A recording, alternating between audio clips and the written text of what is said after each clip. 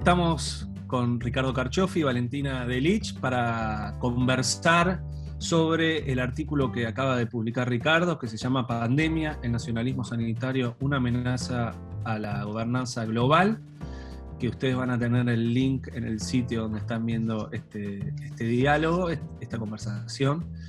Y vamos a conversar también sobre las novedades referidas a la posición de Estados Unidos y varios pedidos que hay, entre ellos un pedido de nuestro partido, la Unión Cívica Radical, para la liberación de patentes, para que se considere en la Organización Mundial de la Salud la liberación de patentes. Ricardo, si te parece bien, me gustaría que nos expliques las principales ideas que desarrollas en tu artículo. Bueno, gracias Agustín, y bueno, un gusto de compartir la mesa contigo y con Valentina. Mirá, primero lo que me llevó, ¿qué es lo que motivó el trabajo? El hecho de que finalmente esto se trata de ver cómo se coordina, cómo se cruza un proceso de oferta y demanda global, porque este es un tema a nivel mundial. Entonces tenemos acá un problema de producción de vacunas, esto es por el lado de la oferta, y por cómo hacemos para distribuir ese bien tan preciado en esta circunstancia que es la vacuna. Eso fue lo que me motivó a meterme en el tema. Obviamente yo lo venía siguiendo. Y creo que es interesante distinguir esos dos aspectos, razonarlo primero, cómo es que llegamos al esfuerzo en materia de la producción y después concentrarnos sobre el otro lado. Así que voy por ahí. Yo creo que hay que tener en cuenta un número. La capacidad productiva mundial de vacunas estaba alrededor de 3,5 mil millones de dosis anuales. Si pensamos que para el COVID hay que vacunar al 70% de la población mundial y necesitas aproximadamente 2 dosis, tenés una demanda en el orden del 13 mil millones de dosis. Entonces comparemos una oferta, una capacidad productiva de 3.500 contra una demanda de 14 mil millones de dosis. Además discuten si hay que dar refuerzo o ese tipo de cosas. Entonces, este es el primer problema. ¿Cómo es que el mundo pasó de 3,5 a hoy se estima que la capacidad instalada es de 9 mil millones hoy, y todos los días hay novedades en materia de esfuerzo productivo? Esa creo que es la primera pregunta a resolver.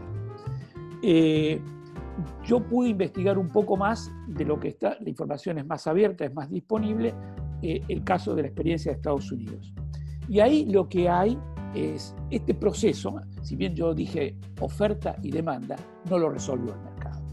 No lo resolvió el mercado. Esto es lo que hay que tener claro.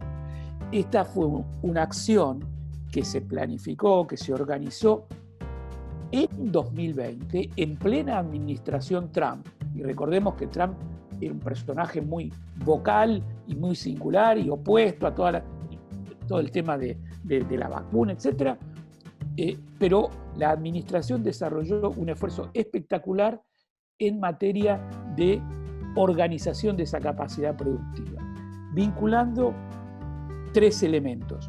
Por un lado, el know-how, o sea, la gente que hace investigación. En segundo lugar, a la industria, a la industria farmacéutica, y en tercer lugar a las agencias del gobierno. Eso es el esfuerzo. Y termino con esta intervención en este punto. Eso, insisto, no lo manejó el mercado. Curiosamente, y eso debe dar pie a pensar, el plan, la organización, el vértice de la organización se ubicó en el Departamento de Defensa de los Estados Unidos. No por casualidad, se entró ahí, y todo lo que era la estructura de investigación científica, todo lo que era la industria farmacéutica y los propios recursos del gobierno se centralizaron ahí. Doy un dato, dicen los trabajos que hay disponibles sobre esto, que se invirtieron 24 mil millones de dólares en esto. 24 mil millones de dólares. Esto es, en términos nuestros, es casi 6-7 puntos del Producto Bruto de Argentina para este programa, ¿no? Dejo ahí, cualquier cosa ampliamos. Muy interesante, Ricardo, lo que estás diciendo. Podemos agregar que Estados Unidos tiene una tradición de organizar este tipo de campañas, objetivos nacionales gigantescos alrededor de alguna oficina que se arma ad hoc, inclusive su sistema científico contemporáneo se arma alrededor de eso desde Vannevar Bush en la Segunda Guerra Mundial, ¿no? Esto confluye con algo interesante, me parece a mí, que tiene que ver con el cambio de administración en Estados Unidos y con la disputa que hay en estos años, principalmente entre Estados Unidos y China, y en segundo lugar Rusia, con China y Rusia desplegando también lo que se denomina su diplomacia científica a partir de la cuestión de las vacunas, etcétera, etcétera. ¿Qué reflexión te merece eso en cuanto al artículo que vos escribiste? Dos reflexiones principales. La primera, para completar la idea anterior, yo me refería a la experiencia de Estados Unidos. Ahora bien, cuando uno piensa en el proceso productivo de estas vacunas, lo que hay, y eso después podemos elaborar un poco sobre eso, son cadenas globales de valor. Alrededor. Nadie produce todo, ¿sí? Nadie produce todo. Quizás, obviamente, el que es más autosuficiente, el que se conoce, etcétera, es el caso de Estados Unidos por el tamaño de mercado. Entonces, todo el tema de asegurar la oferta, que es la idea que estábamos discutiendo antes, va asociada a la idea de que debemos dejar que fluya el comercio. Porque si algún país que tiene un insumo crítico traba la exportación, bueno, se te desarma la cadena productiva. Entonces, este punto es importante. Estamos hablando de estructuras y de cadenas globales de valor alrededor de la vacuna, con países que producen insumos que son muy críticos, muy específicos y muy críticos. Ahora bien, a tu punto, esto se diseñó, como decía antes, en la administración Trump. Y de alguna manera yo me animaría a decir, sin conocer todos los detalles y todos los documentos y memorándums internos que debe haber habido allí, es que Biden quedó, digamos, atado en velocidad inercial a esas estrategias de política. Por dos razones, fíjate vos. En primer lugar, Trump lo que hizo fue prohibir la exportación, saca una norma que dice, bueno, todo esto vamos a prohibir la exportación de vacunas. America First. Vamos a vacunar primero al pueblo americano. Y hay una norma, hay un decreto. Y en segundo lugar también prohibió esto en el 2020, decidió también capturar, diríamos así, todos los insumos críticos necesarios para la vacunación. Entonces, esa idea de America First sobrevive y queda en la administración Biden.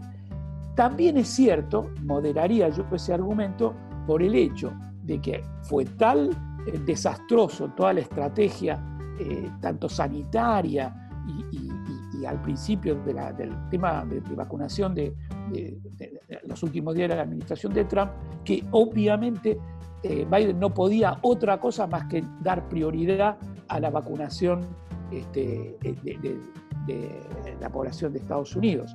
Como la situación a hoy, con 55, 57% de la población vacunada, la situación hoy que hablamos, dicen por allí que es más fácil encontrar vacunas en la farmacia que brazos dispuestos a darse la vacuna, ¿no? O sea, entras en otro terreno. Entonces, insisto, Biden quedó atrapado y decidió continuar con ese tipo de cosas, y yo creo que eso cambió de curso, movilizó a la administración Biden no hace más de 15 días con la crisis de India. Eso fue una suerte de alarma muy fuerte que indicaba que había que cambiar de curso. Muchas gracias. Yo tendría una pregunta para hacerle a Ricardo. Dos preguntas, en realidad, quisiera hacerle. Uno se refiere, si te entendí bien, Ricardo, vos estás haciendo un alegato diciendo, bueno, el mundo estaba organizado en cadenas globales de valor, la producción, fue difícil sostenerlas durante la pandemia porque hubo una primera política de restricción de las exportaciones y porque primero uno proveía su propio mercado nacional y después si le quedaba iba hacia el otro lado. Entonces yo me preguntaba en relación y entonces hacías el alegato por articular en tu artículo la política comercial con el intercambio científico y tal vez ponerle más énfasis al COVAX como mecanismo de distribución de vacunas. Entonces yo me preguntaba desde América Latina, tu reflexión, digamos, para la agenda de América Latina, en particular, vista esta situación, ¿no? Con las cadenas globales de valor, nosotros estábamos integrados poco antes, si no me equivoco, y no estoy segura entonces qué impacto tiene eso en nuestra agenda. Bueno, dos o tres cuestiones. La primera es que quiero hacer una puntualización. El modelo de que hay un esfuerzo de organización interna y de los gobiernos de juntar los recursos de la industria con los recursos del sector público, la capacidad de investigación, eso fue, los países que tenían cierta capacidad instalada para eso, fue general. El Reino Unido hizo algo muy parecido, o sea, trató de aunar todo el conocimiento de las universidades, el National Health Service y demás. Ahí hubo coordinación. En Europa, en menor medida, India hizo algo parecido, con ciertas características, porque bueno, el régimen de Modi es muy peculiar. Pero esta idea de que la primera cooperación surge en el ámbito científico, eso fue así, y de hecho, y después te vas seguramente a ir sobre ese tema, buena parte de las patentes, de los diseños que se crearon, son de propiedad del sector público, no es todo del sector privado.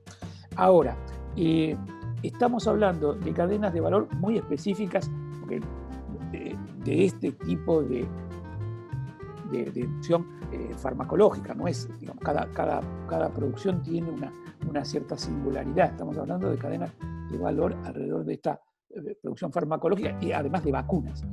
Y el COVID, en realidad, el problema del COVID empezamos el año pasado con esto de ya no eran las vacunas, ahí eran los respiradores, eran los tests y todo ese tipo de cuestiones. Entonces, ahí también hay países que producen una cosa, países que producen la otra. Pero volviendo al tema de capacidad instalada, porque yo sigo pensando en el tema de oferta, después vamos a ir a lo de demanda.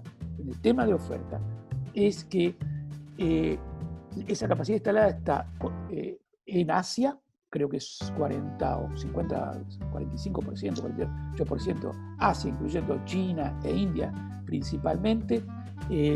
Hay un número 30 y 20, algo así, entre Europa y Estados Unidos, y América, de Latinoamérica y África participan muy minoritariamente en capacidad instalada mundial. Acá hay algo de eso, como estamos enterándonos todos los días, pero la oferta está en otro lado, y yo estoy hablando de la oferta terminal, no de los insumos, porque bueno, tener la jeringa, los frasquitos, los reactores, los reactivos, perdón, ese tipo de cuestiones. Eso supone todo un flujo de hecho, cuando yo hablaba de la crisis de la Casa Blanca a propósito de la India, lo que lo dispara es una carta abierta, que creo que circuló por Twitter, del presidente del Serum Institute de la India, donde le dice a señor presidente Biden, por favor libere la exportación de tales y tales reactivos, porque si no, a nosotros se nos para la producción, ¿no? Y ya ese momento, India eran 40% de las muertes totales, estoy hablando de hace 15, 20 días atrás. Yendo a una cuestión práctica, se los pregunto a los dos.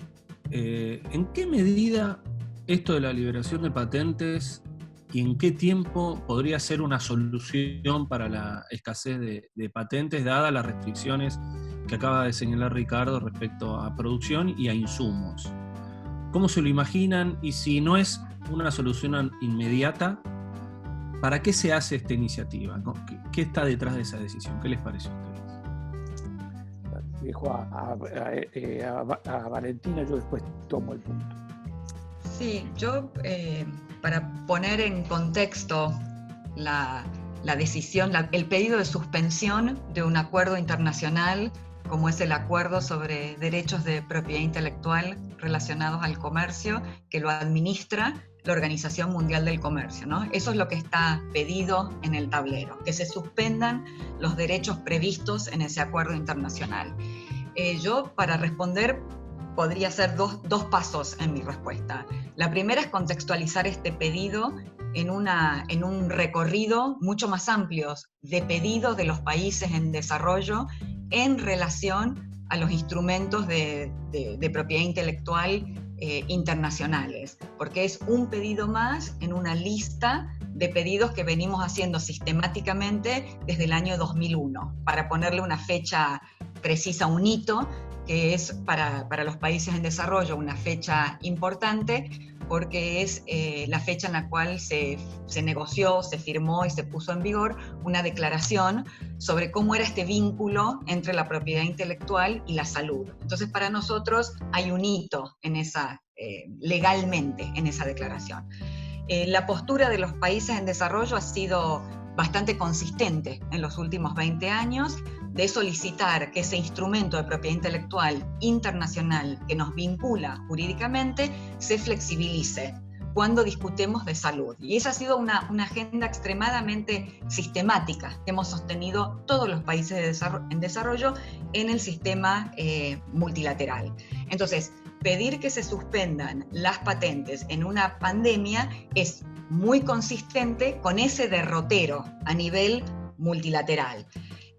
En particular, si pensamos que muchas de las declaraciones o mucha de la discusión internacional entre países en desarrollo y desarrollados giraba en torno a qué mecanismos íbamos a usar en casos de emergencia. Y había una discusión enorme. ¿Cuándo era una emergencia? ¿Qué disparaba una emergencia? ¿Qué enfermedades eran consideradas? Ahora, lo que no hay duda es que la pandemia es una emergencia. Esa discusión debería estar saldada en la pandemia. Estamos en una pandemia, bueno, llegó el caso. Entonces, ¿qué pasó? Llegó la pandemia y toda esa infraestructura multilateral que los países en desarrollo pensaron que podía dar cuenta de una manera más efectiva frente a una pandemia, no dio resultados, digamos. Se suponía que era obvio que iba a funcionar en una pandemia. Bueno, acá tenemos la pandemia y no alcanzó. No alcanzó ni el instrumento legal ni el espacio institucional, que es la Organización Mundial del Comercio. Y acá, como Ricardo bien empezó su artículo y su presentación del artículo, acá lo que vimos fue una colección de acciones nacionales no cooperativas. Eso es lo que hubo. Él describía muy bien la acción llevada a cabo por Trump. Entonces, digo, esta es la primera cosa, ¿no? El instrumento internacional que se suponía era flexible, por el cual los países en desarrollo habían, tanto insistido, ni el espacio institucional ni el instrumento sirvió para poder, lidiar o cambiar esas conductas estatales en el escenario internacional de esa carrera nacionalista poco cooperativa por conseguir los métodos de tratamiento y eventualmente la vacuna contra el COVID. El efecto concreto de la suspensión de patentes no es un efecto inmediato, ni de hoy para mañana, ni sobre la innovación, ni sobre la producción, ni sobre la distribución, para que quede claro, no hay un efecto inmediato. En principio, primero, todavía no hay patentes otorgadas.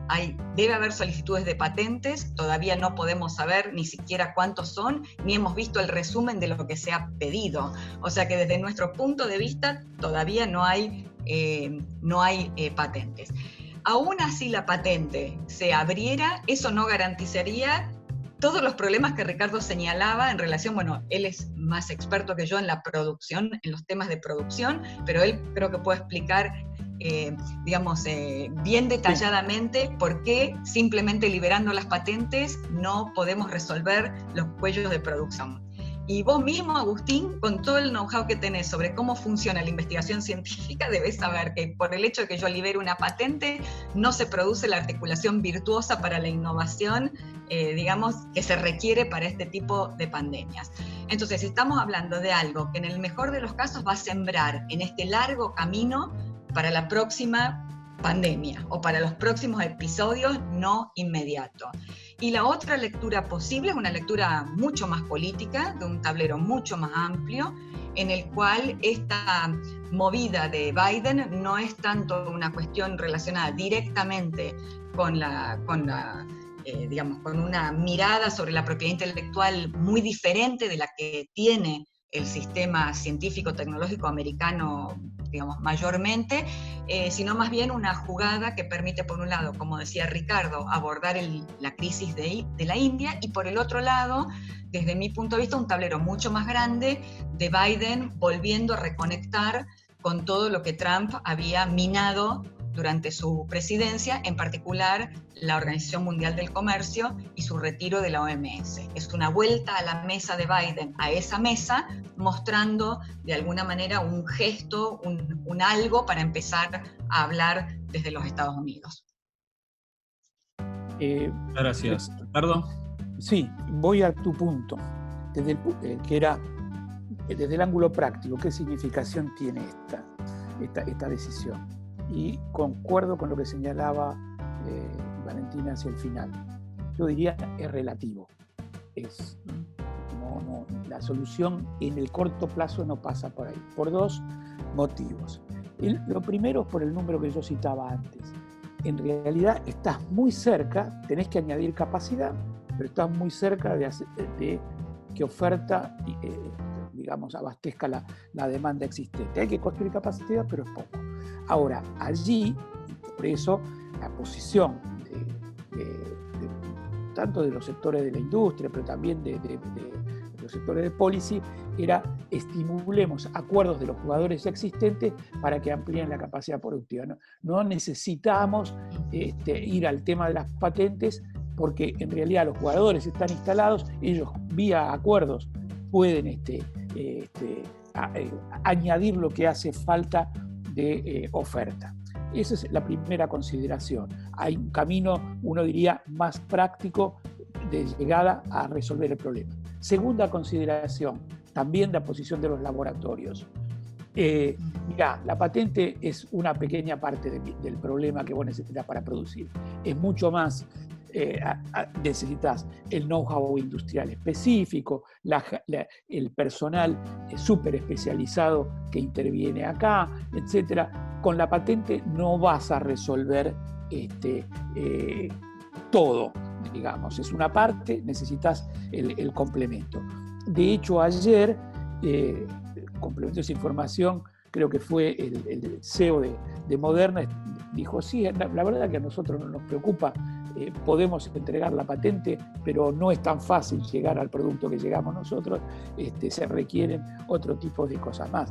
También, digamos, uno lo podría citar como evidencia, si hubiese sido que vos estás haciendo un cambio copernicano en materia de propiedad intelectual, se hubieran desplomado las cotizaciones de los grandes laboratorios, y no pasó demasiado, digamos. O sea, ahora bien, eso en el corto plazo, pero esto no significa que vos no vayas sentando precedentes. Y más, ahí no están todos posicionados de la misma forma.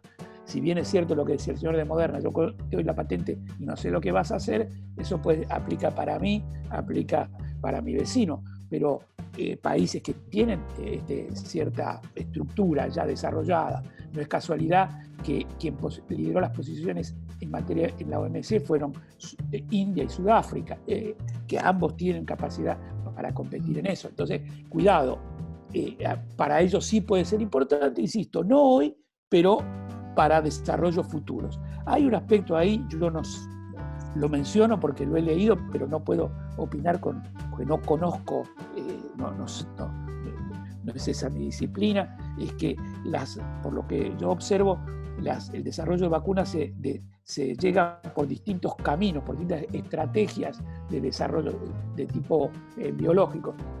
y hay una en particular que son las que tiene que tanto que Pfizer y Moderna, la de Estados Unidos, que es el famoso RNA mensajero, digamos, que es una tecnología que aparentemente sirve para el COVID, pero sirve también para otros tipos de desarrollo. Entonces, si vos liberás esa patente, puede ser que, bueno, está bien, en esta instancia no sirva, pero sí para desarrollo futuro. No sé, lo menciono porque parece que es una nueva, una avenida de desarrollo científico nuevo. Y el último, vuelvo al tema, acentúo la cuestión de geopolítica. Sí, Estados Unidos, Biden tenía que hacer algo para demarcarse, como decía yo antes, del cuadro de situación que le había dejado Trump, pero además no solo por lo interno, sino por lo externo. Digamos, mientras Estados Unidos vacunaba solamente a su población, sabemos que China y Rusia tuvieron una activa diplomacia sanitaria, y yo anoto un punto. Bueno, no hay muchos datos sobre China, ¿no? Pero creo que la cifra hasta hace pocos días atrás era que de la producción mundial, de la producción china de vacunas, ellos habían exportado la mitad. O sea, bueno, vos significa algo de decirle a tu población, no, miren, ustedes esperen porque yo voy a empezar a entregar vacunas a otro lado porque hay otro objetivo aquí en juego. Con Rusia pasó algo más o menos similar. El caso de la India también es muy interesante porque ellos dejaron exportar a este Serum Institute, pero no era por un tema de geopolítica, sino por un problema de negocio, digamos. Hasta que todo el edificio a Modi se le cayó encima y tuvo que hacer algo. Y bueno, ahora por eso no van a exportar más la Covishield ni nada por el estilo, porque tienen que atender ese problema. Pero no así el caso de China y Rusia. Hay un argumento que me parece bueno y lo acaba de señalar Ricardo, que es que se llega a la tecnología del ARN mensajero a partir de grandes inversiones que hicieron las empresas para ese tipo de vacunas con otro tipo de virus. Y que por eso lo que es récord total es que esto se hizo en menos de un año. La iniciativa de Trump fue en marzo, la largaron del año pasado. Y empezaron a vacunar cuando, en noviembre del año pasado. Es una cosa impresionante el tiempo que se tomó. Entonces, quizás me gustaría que, previo paso a la demanda y aterrizar en la Argentina, hagamos esa escala más que nada de cómo esto podría perjudicar innovaciones futuras, que es el argumento del mercado, y cómo en realidad este caso es un caso absolutamente excepcional y que aparte está involucrado, por un lado, muchos miles de millones de dólares de los estados nacionales que invirtieron y que vienen invirtiendo en el sistema científico, invirtieron en la cuestión especialmente con el tema COVID, y además un dato adicional es cómo la presión que tienen las empresas a partir de los estados nacionales o a partir de la Unión Europea del incumplimiento de los contratos que son multimillonarios, el incumplimiento de contratos que están teniendo, y que eso los presiona a buscar soluciones innovadoras, y dentro de esas soluciones innovadoras estaría tolerar este tipo de cosas y esquemas que están funcionando en este momento de innovación abierta en la Unión Europea, justamente para hacer frente a la producción de vacunas. Y bueno, ¿y qué queda después de esto hacia adelante? Que en tanto no existe una amenaza, esa es mi tesis, no existe una amenaza contra la innovación en vacunas. Esto no va a perjudicar la inversión en vacunas. Esto, digamos, lo que dice justamente lo que están en contra de esta decisión es que ahora los capitales de riesgo van a dejar de invertir en vacunas porque van a tener siempre la amenaza de que los estados se van a apropiar de la propiedad intelectual. Bueno, entonces, no sé cómo formular esa pregunta, pero me gustaría que previo paso a eso hagamos este pequeño comentario, vamos a la demanda y aterrizamos en Argentina. Entonces, ahora sí, voy a preguntar. Luz, cámara, acción. Creo que están bastante claros los argumentos alrededor de a favor o en contra de esto de suspender provisoriamente las patentes alrededor del COVID. Los argumentos que están en contra principalmente señalan que son una amenaza para el sistema de innovación en vacunas y sobre todo en esto que señaló Ricardo de la tecnología nueva de vacunas del ARN, lo que se denomina ARN mensajero. Tengo para mí que los estados nacionales históricamente han invertido mucho en el sistema científico, que eso tiene sus consecuencias en las patentes de vacunas. Específicamente, muchos estados nacionales o supranacionales han invertido en las cuestiones del COVID, con lo cuales tienen buenas razones para promover lo que sea mejor para conseguir la inmunidad global que necesitamos, que es un bien público global.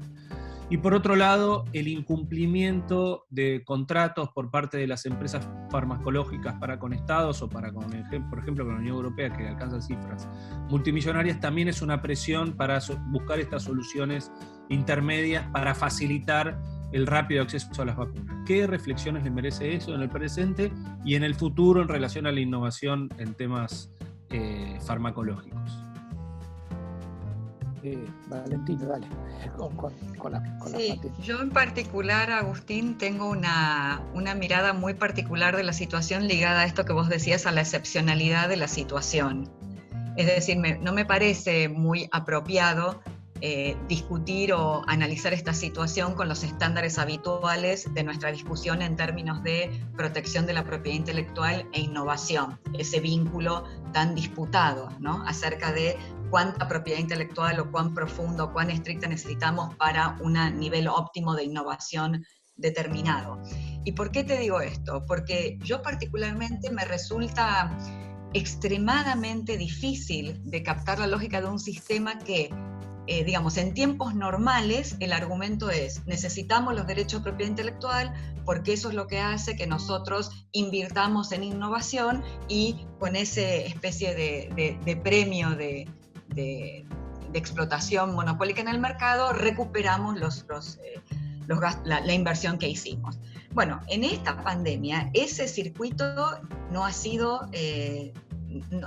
esta linealidad. O sea, ahora vamos a escuchar a Ricardo de cuánto fue efectivamente el apoyo de los gobiernos. Como bien vos remarcabas, hace mucho que los estados están invirtiendo a través de universidades o centros de investigación en mucho del conocimiento que se utilizó para estos desarrollos. Pero además han bajado con dinero fresco a apoyar la investigación, la generación de datos preclínicos y clínicos. La aprobación de estas vacunas también fue por mecanismos de emergencia que utilizó el Estado, y también hay involucramiento en la cadena de distribución. Es decir, vos tenés, y está documentada la articulación pública-privada para lograr estos resultados. Entonces, como que vos me dijeras que nada es corriente, nada es regular, nada es business as usual. Desde el principio de esta pandemia, todo ha sido de una manera excepcional en términos de intervención de fondos públicos, agendas públicas, universidades, etc. Ahora, cuando llegamos al final de ese proceso y obtenemos el resultado, queremos hacer business as usual y decir, bueno, pero ahora me aplican exactamente todo el andamiaje legal que estaba previsto para que cuando las cosas son hechas de otra manera. Entonces, yo creo que eso hace normalmente, tiene que hacernos algún tipo de crujir en nuestro razonamiento, porque no puede ser lo mismo un resultado obtenido, en un sistema, regular que en un sistema tan excepcional. Entonces, yo particularmente no creo en esas especies de argumentos en las cuales dicen, bueno, si en una pandemia nosotros pensamos un resultado, un marco legal distinto para esos resultados que fueron obtenidos de una manera distinta, anormal y excepcional, eso nos va a complicar para el futuro. Yo realmente no lo pienso así, no lo conceptualizo así. Muchas gracias. ¿Ricardo? Sí, la primera cuestión es que hay que dimensionar la excepcionalidad y la singularidad. O sea, excepcionalidad porque vos tenés bueno, el mundo está conmovido por eso, y por lo tanto no podés pretender de seguir los procedimientos normales. Esto es realmente, si hay algo que caracteriza, esto es una emergencia, y la singularidad en la respuesta, ¿no? El tema de la singularidad de la respuesta, que tiene que ver con la intervención público-privada y la conexión público-privada en el desarrollo de la investigación, ahí diría yo, inclusive, insisto, varios desarrollos que hicieron las agencias públicas fueron patentados, que hicieron las universidades, los pueden patentar, o sea, puede capitalizarse el sector público de esa cuestión y le vende eso al sector privado. Eso por un lado. Otro tema que me imagino que te van a decir las farmacéuticas es, no, en realidad el gobierno a mí no me dio plata para investigar.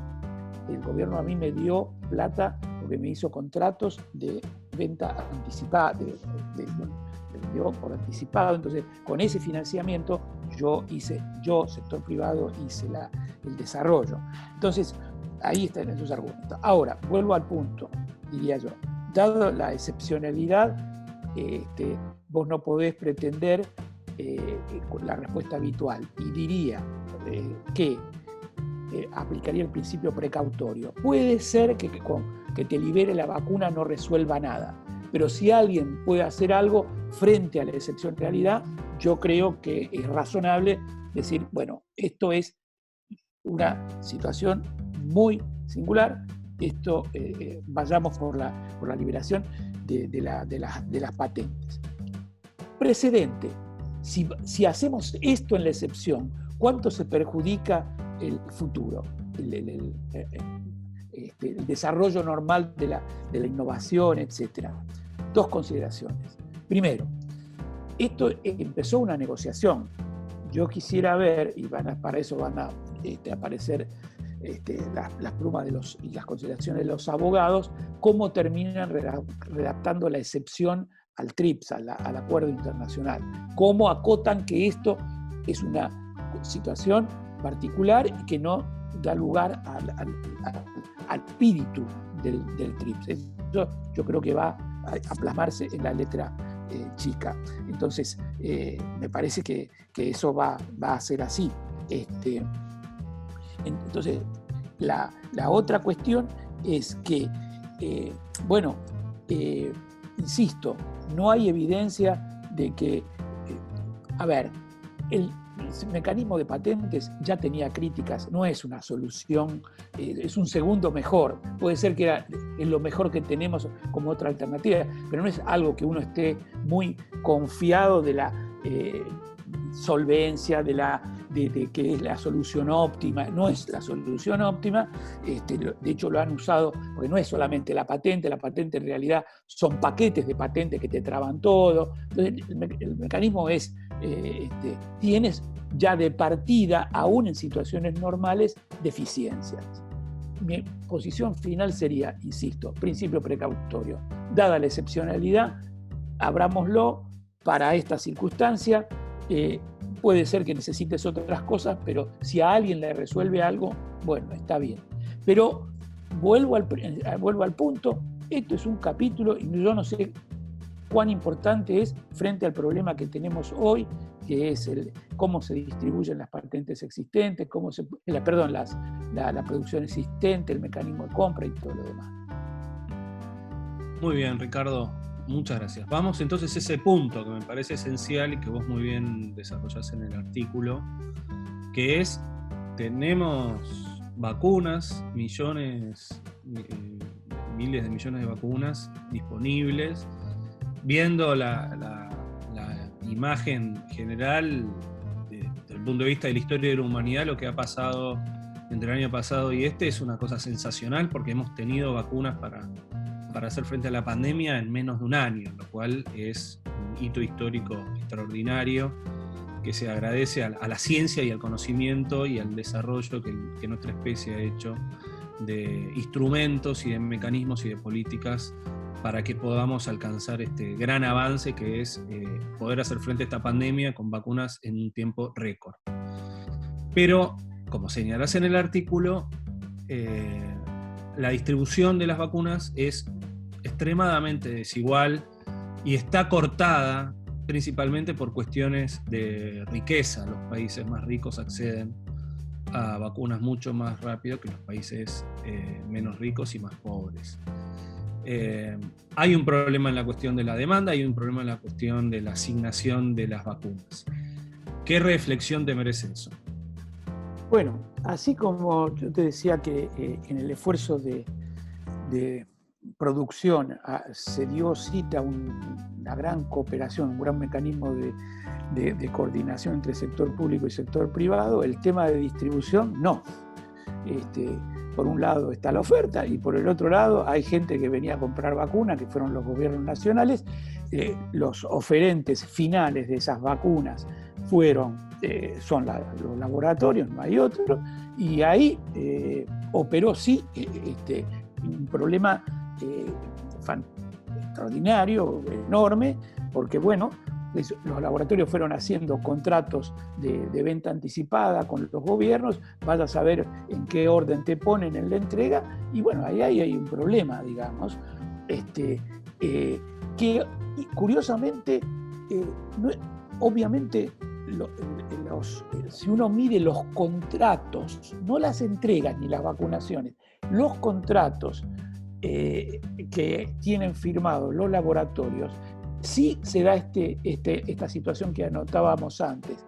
Tenés, creo, alrededor de 5 o 6 dosis países desarrollados por habitante, y en el mundo en desarrollo de los países más pobres tenés media dosis por habitante. Pero eso ¿cómo está medido? Eso está medido sobre contratos firmados, no dosis entregadas respecto de población. Si no explicaríamos la situación que hoy vemos en Europa. Europa tiene una tasa de vacunación a la fecha, creo que anda por alrededor del 25-26%. Europa, excluyendo al Reino Unido, el Reino Unido anda por allá por el 55%. Entonces, fíjate, si uno mide cuántas dosis han comprado ellos, sí, te da ese número que yo citaba antes. Ahora, ¿qué pasó? Hay un problema de la entrega, además. Pero lo que estamos hablando es cómo podemos hacer para el acceso, para que haya una distribución más equitativa. Ahí, obviamente, todos lo conocen, la solución fue el COVAX, ¿no? Una iniciativa multilateral. Claro, si vos enfrentás una suerte de una concentración oligopólica de la oferta, unos pocos laboratorios y una demanda puramente atomizada, no sé, 150 gobiernos tratando de comprar, el problema es fantástico. Entonces, no está mal la idea de decir, bueno, hagamos un monopsomio, alguien único que compra de estos y organiza la distribución. Eso es el COVAX. Esto no funcionó con defectos, porque tenés que tener los recursos. Esto, ojo, que lo que decíamos antes, esto se gestó en el 2020, el clima multilateral estaba en el mínimo. No sé, uno puede hacer el ejercicio contrafáctico, ¿qué hubiese sido en un mejor clima multilateral si el COVAX hubiese funcionado mejor? Pero hoy tenemos ese problema. Entonces, el COVAX tiene falta de financiamiento, no tiene plata para poder comprar todo, y además, como no tiene la plata, por otra parte, van a saber cómo está ubicado en las entregas que tienen previsto los laboratorios.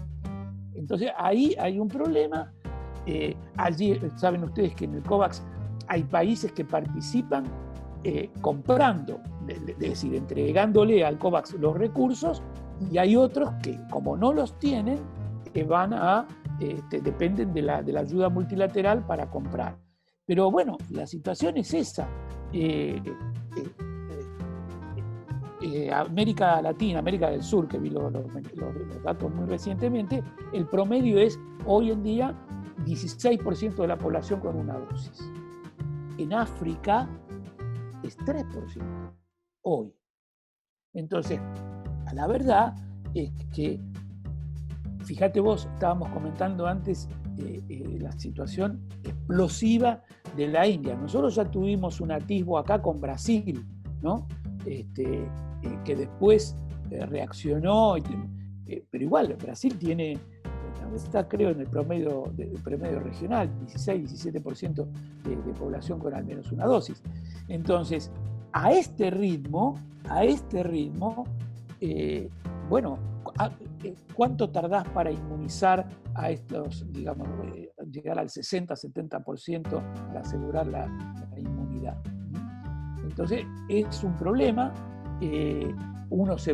Me pregunto yo también, no he leído, no sé cómo países como Chile pudieron comprar tan bien, estar hoy en 55%, 50% de la población. Uruguay es cierto que empezó tarde, pero también logró abastecerse, son poca población, pero igual, pero en el resto de América del Sur las cosas están muy mal. Por ejemplo, bueno, la noticia de estos días es Colombia, ¿no? Que en parte, está bien, la razón de la revuelta no es la saturación del sistema de salud, pero está atado a la crisis sanitaria que despertó el COVID. Y Colombia creo que tiene 7% de la población vacunada, o sea, bien, estamos, y yo no sé cómo se resuelve eso, porque cómo están en las órdenes de entrega los distintos países, ¿a dónde está tu orden de compra en la fila ahí del laboratorio? Y esto se está agravando por dos razones. Una es por lo que comentábamos antes de India. India decidió basta con la exportación, pensemos, son 1.100 millones de personas, ¿no? Y China dijo lo mismo, vamos a empezar ahora a vacunar internamente. Entonces, en este momento que hablamos, Agustín, confieso, yo no sé cuándo te van a llegar las vacunas. Tal cual. Vos dijiste Colombia y te digo, es un elemento que está sobre la mesa, la cuestión de la vacunación y de la velocidad de discusión, y lo tiene tanto el gobierno, que habla de eso y ha tomado con preocupación, pero lo tiene sobre todo la protesta, que por el tipo de protesta que es muy heterogéneo y todo eso, pero está sobre la mesa. El tema de no solamente la crisis propia del COVID, sino el ritmo, la vacunación y el ritmo de vacunación. Es un número que se dice todos los días cuánto se vacunaron hoy, ¿no? Valentina, ¿querés agregar algo respecto a esto que hablamos, de la demanda?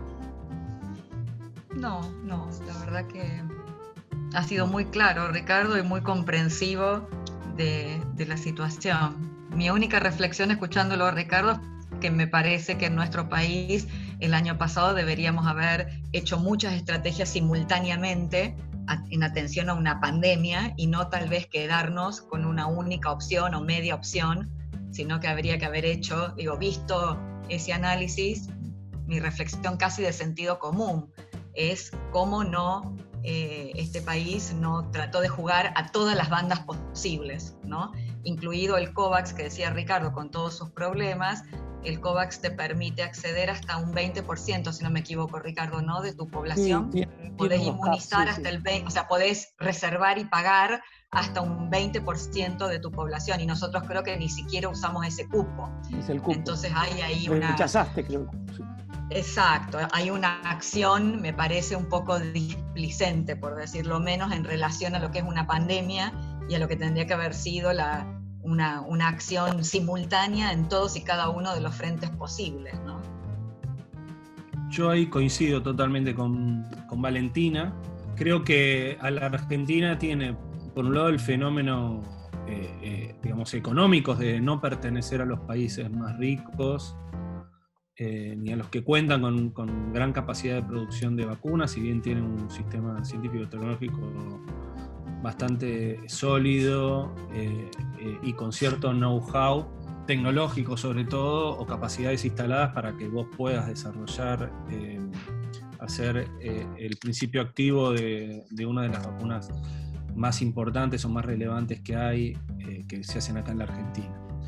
Ahora bien, además de la cuestión internacional, a Argentina se le suma cierta impericia por parte de quienes toman decisiones de política pública, por parte del gobierno, de rechazar el cupo parte del cupo de COVAX, que fue una decisión a todas luces equivocada, de hacer una mala negociación con Pfizer a pesar de la ventaja que tenía por haber sido un lugar donde se hizo parte de la prueba de la vacuna, y por no abrir muchas más negociaciones cuando muchos otros países abrieron todas las negociaciones. Por ejemplo, un país que está al lado nuestro, que es Chile, en el mes de marzo del año pasado había empezado a abrir múltiples negociaciones simultáneas con los posibles futuros oferentes de las vacunas, y hoy se ven los números de cantidad de vacunados. A esto se agrega que una vez que tuvimos las vacunas, y con una vacuna particular, que es la Sputnik, que yo ahí, a mí no me parece mal, a pesar de las características que tiene, que hayamos accedido al Sputnik y se esté vacunando con el Sputnik. Yo estoy a favor de esa decisión. Pero sin embargo, sucedió un escándalo nacional e internacional que fue lo que se denominó el vacunatorio VIP, que ante la gran falta de vacunas y la necesidad de inmunizar lo más rápidamente posible, y sobre todo a los que tienen las peores consecuencias de esto, que es la gente que tiene comorbilidades o que a partir de determinada edad se ha desarrollado una vacunación VIP, y vemos las fotos de un montón de gente muy joven, sacándose fotos mientras se vacunaban, o, por así decirlo, amigos del gobierno que también accedieron a esa vacunación. Entonces, la realidad de la Argentina. ¿Cómo ven de acá al futuro todo eso, ¿no? De cómo la Argentina puede acceder a más vacunas y cómo podemos estar parados para la próxima pandemia? Porque yo creo que ese es otro de los datos y a partir del cual se toman algunas decisiones, y probablemente algunas decisiones de inversión en infraestructura para que algunos millones de vacunas se puedan producir en la Argentina. ¿Cómo lo ven eso? Tres consideraciones. La primera, para dejarlo en claro, yo también estoy de acuerdo, más allá de que se ha hecho diplomacia sanitaria en esta situación, no le pregunto si es efectiva, no interesa dónde fue fabricada, ¿no? Entonces, yo estoy de acuerdo con eso. Perdóname, segunda cuestión. Te interrumpo ahí porque me parece un punto importante, porque es el laboratorio que lo decía, es nada menos que Gamaleya, que tiene que además por una eso trayectoria y una seriedad que porque permitían ser optimistas respecto a cómo podía funcionar esa vacuna con los créditos. Convengamos ahí, por ejemplo, que los europeos, con el problema que tuvieron, hay ciertos países que querían comprar la Sputnik y no le dejaron, la autoridad, o sea, se hace geopolítica con esto. Yo creo que frente a la urgencia, bueno, de donde venga y que sea efectiva, está muy bien. Segunda consideración es que encuentro más fácil de responder, es para el futuro. Y a mí me parece el punto que pusiste acento es central. En la Argentina hay capacidad, la industria farmacéutica tiene su capacidad instalada, tiene una tradición. Bueno, entonces hay que empezar ya para, además, no solo de la próxima pandemia, sino mutaciones de este mismo virus que anda circulando. Entonces es una suerte de alerta que te dice, empecemos a trabajar ya, tratar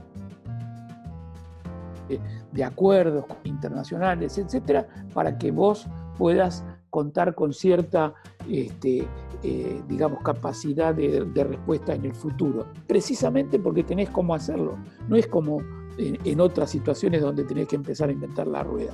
Existe acá donde apoyarse. Ahora, tercera consideración asociada a tu pregunta, que es la que veo más difícil, es, bueno, está bien, pero todo esto y las cosas que se hablan, que el laboratorio tal o el laboratorio cual, esto es para el futuro, no es para ahora. Mi preocupación, y no tengo una respuesta, Agustín, es qué pasa ahora. ¿Qué pasa ahora? Porque creo, voy a la economía, digamos.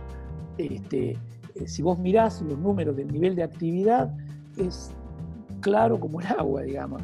O sea, tuviste una caída de la actividad con las fuertes restricciones, prácticamente esto empezaste a levantar allá por julio, agosto, a medida que se fueron relajando, el nivel de actividad fue aflojando, fue mejorando, pero en enero, febrero, que son los últimos datos publicados, que me refiero al EMAE, el Estimador Mensual de Actividad Económica, lo tenés todavía 7% por debajo de lo que fue a la entrada de la pandemia. O sea, todavía no hemos recuperado todo eso, y insisto, pongo el dato enero o febrero, no me acuerdo exactamente bien, porque bueno, ahora tenemos estas restricciones, esto va a sentirse en el nivel de actividad, sin duda.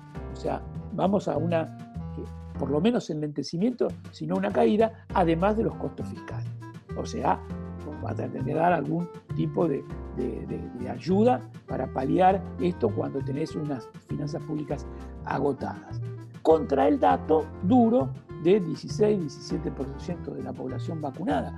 Entonces, mi pregunta, a la que no tengo respuesta, es ¿qué pasa para los próximos meses? O sea, los próximos 4 o 5 meses, que son claves para atenuar, para amortiguar el impacto económico y fiscal. Vos necesitarías una campaña de vacunación muy exitosa para que te ayude con eso.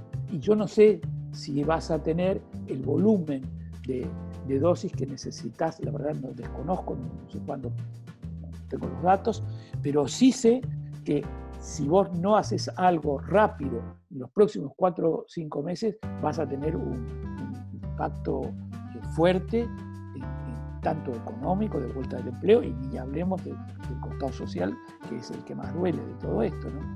Entonces, estamos en zona de riesgo, ¿no? Muchas gracias, Ricardo. Valentina, una reflexión final. Solamente agregar una pequeña colita al cuadro que acaba de trazar Ricardo y las preocupaciones, ¿no? Yo, como saben, vengo más de las relaciones económicas internacionales y la propiedad intelectual, y escuchándolo, Ricardo, no puedo dejar de pensar en nuestras relaciones exteriores. Y más allá de las acciones internacionales para salir a contratar o conseguir, para poder fortalecer nuestro plan de inmunización, un bien público, como dice Ricardo en su artículo, yo no dejo de pensar en el despropósito de la discusión que estamos teniendo con Brasil, en el sentido de toda la reunión que salió tan tensionada y tan mal lograda de los presidentes del Mercosur, y la agenda que hay ahí directamente relacionada a la crisis de la pandemia.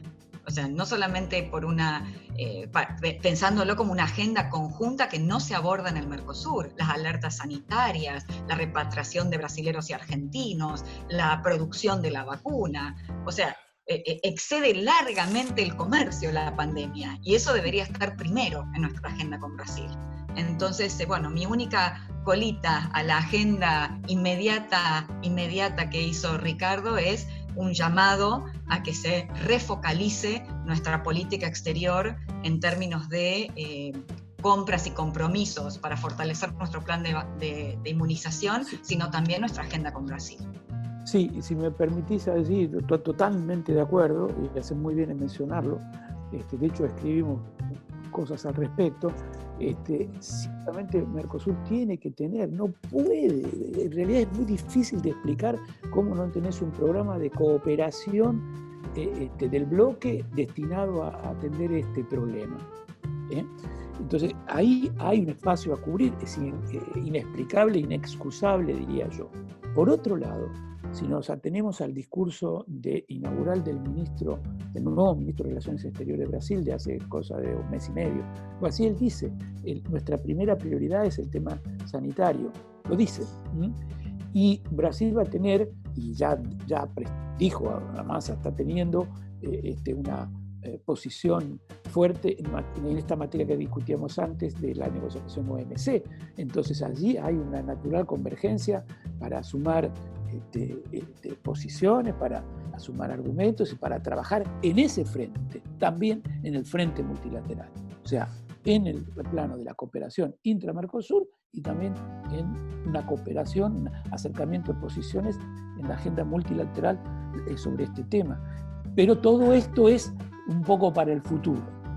A tu pregunta, bueno, ¿qué hacemos? Que discutíamos antes, ¿qué hacemos los próximos 4 meses? Esto es complicado. Muy bien, muchas gracias. Ha sido un placer esta conversación que hemos tenido. Les recomendamos la lectura de los artículos de Ricardo y de Valentina. Vamos a poner los links a distintos artículos en el sitio de la Fundación ALEM, donde vamos a colgar este video. Para terminar, además de agradecerle a Ricardo, Valentina y a los chicos técnicos que están detrás y que hacen posible esta grabación, nosotros queremos señalar que estamos teniendo mucha producción alrededor del tema de la pandemia, que acompañan los posicionamientos partidarios desde la Fundación ALEM hacia la Unión Cívica Radical, y que para nosotros hay 2 cuestiones que son centrales y que por lo cual vamos a seguir reflexionando y tratando de generar con ideas propuestas y tratar de modificar en todo lo que se pueda para bien la realidad que estamos viviendo, que son la cuestión de las vacunas. Las vacunas son la solución a la pandemia, y la cuestión de la escuela y que abran las aulas, que es la solución para el futuro. Nosotros sobre esos carriles es que desarrollamos nuestras reflexiones y nuestras propuestas. Bueno, muchas gracias y nos vemos en la próxima.